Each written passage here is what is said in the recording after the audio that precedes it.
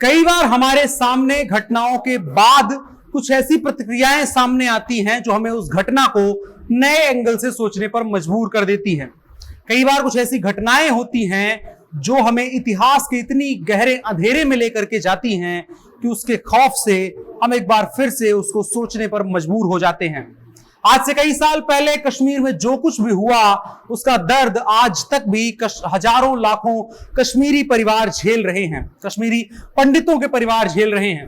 पाकिस्तान परस्त कश्मीरी चरमपंथियों और आतंकवादियों के आतंक के चलते लाखों कश्मीरी पंडितों ने एक समय पर कश्मीर छोड़ दिया था, लेकिन कुछ थे जो हालात में वहां पर डटे रहे थे। उन्होंने हालातों से समझौता नहीं किया बल्कि वो हालातों से लड़े थे। उन्हीं में से एक नाम था माखनलाल बिंद्रू। माखनलाल राष्ट्रीय स्वयंसेवक संघ के एक विचारक थे और उस दौर में जब कोई भी कश्मीर में चरमपंथियों और आतंकवादियों के खौफ के बीच नहीं रह सका था, उस दौर में भी माखनलाल ने कश्मीर नहीं छोड़ा था। लेकिन मंगलवार की सुबह जो अपने दुकान के कंपाउंड में थे, उसी दौरान कुछ आतंकवादियों ने माखनलाल बिंद्रू समेत 3 नागरिकों की गोली मारकर हत्या कर दी। इस हत्या की जिम्मेदारी आतंकवादी संगठन द रेजिडेंट फ्रंट ने ली है। आतंकवादी संगठन रेजिडेंट फ्रंट की ओर से जारी प्रेस रिलीज में कहा गया है कि लोगों को हर कठपुतली के बारे में पता चलना चाहिए, सतही रूप से या चरित्र के बहकावे में नहीं आना चाहिए। जिस तरह माखनलाल की बेटी कश्मीरियों के बारे में बोलती थी, भौंकती थी, वही गंदी मानसिकता वाले लोगों के बारे में कश्मीर की आंख और दिमाग खोलती थी। आतंकवादी संगठन की ओर से हत्याकांड का कारण यह बताया गया कि माखनलाल राष्ट्रीय स्वयंसेवक संघ के विचारक थे और वो कश्मीरी युवाओं के साथ सेमिनार और गुप्त बैठकों का आयोजन करते थे। वहां वो उनको भटकाते थे और कश्मीर के खिलाफ तैयार करते थे। पाम व्यू हॉस्पिटल, पटना का सबसे शानदार अस्पताल, जहां ट्रॉमा सर्विसेज के साथ यूरोलॉजी का भी उचित इलाज होता है। इसी के साथ यहां आपातकालीन सेवा जैसी अन्य व्यवस्थाएं भी उपलब्ध हैं।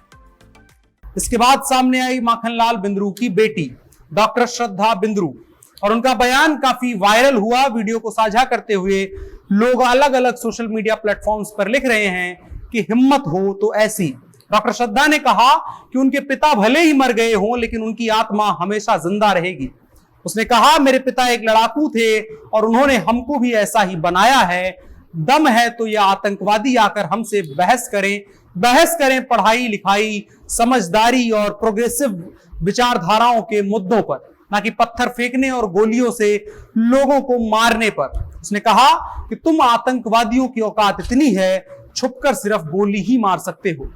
अब जैसा कि मैंने शुरू में कहा था कि घटनाएं नए एंगलों से सोचने पर मजबूर कर देती हैं।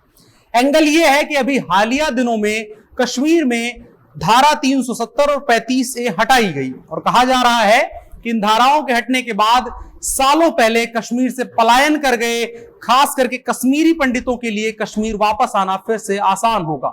उनकी जिंदगी फिर से उसी तरह कश्मीर की वादियों में चलने लगेगी। लेकिन यह घटना एक बार फिर से चेतावनी है कि कश्मीर में अभी भी सब कुछ सही नहीं हुआ है। अभी भी कई ऐसे संगठन पूरी शक्ति के साथ चल रहे हैं जो कश्मीरी पंडितों और उस विचारधारा से आने वाले लोगों के खिलाफ काम कर रहे हैं।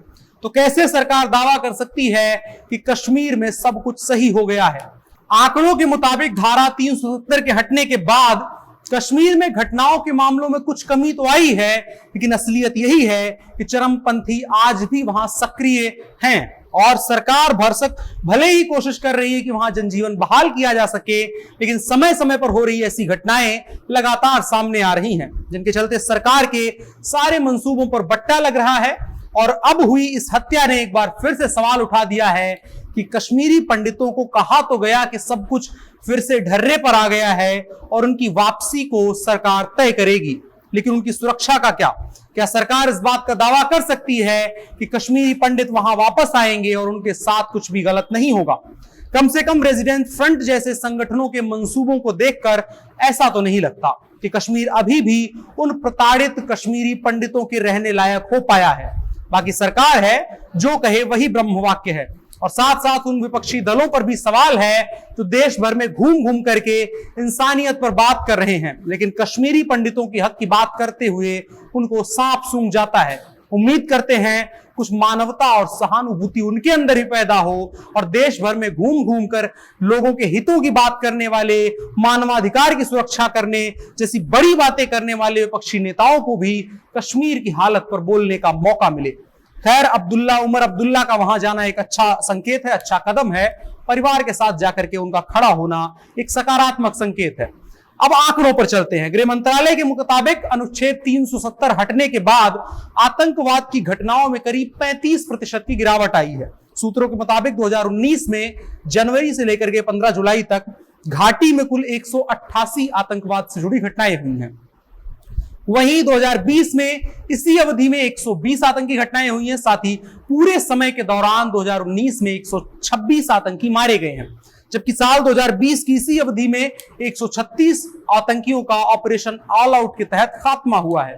गृह मंत्रालय के सूत्र बताते हैं कि 2019 में 51 ग्रेनेड हमले हुए हैं, वहीं 2020 में 15 जुलाई तक 21 ग्रेनेड हमले हुए हैं। आंकड़ों के मुताबिक 2019 में आतंकी हमलों में 23 आम नागरिक मारे गए और 75 सुरक्षा बलों के जवान शहीद हुए हैं। वहीं 2020 में 22 आम नागरिक मारे गए और 35 जवान शहीद हुए हैं। आंकड़ों के मुताबिक वहां घटनाओं में कुछ कमी तो आई है, लेकिन जब तक एक भी आतंकी हमला वहां पर हो रहा है, किसी भी तरह से वो आम लोगों के लिए जनजीवन बहाल करने जैसी स्थिति नहीं कही जा सकती है। बाकी देखने वाली बात होगी। एक बार फिर से आतंकवाद का साया कश्मीर में बढ़ रहा है, एक बार फिर से कश्मीरी पंडितों को टारगेट किया जा रहा है, तो सरकार और सुरक्षा एजेंसियां इसको लेकर के क्या कदम उठाती हैं, आगे इस पर क्या चीजें आएंगी, क्या अपडेट होता है, इससे हम आपको जरूर सूचित करेंगे। आप जनता जंक्शन देख रहे थे, मेरा नाम अनुराग मिश्रा है और कैमरे पर मेरे साथ हैं ओम प्रकाश। अगर आप ये वीडियो यूट्यूब पर देख रहे थे तो चैनल को सब्सक्राइब करें, अगर फेसबुक पर देख रहे थे तो पेज को लाइक करें। शुक्रिया।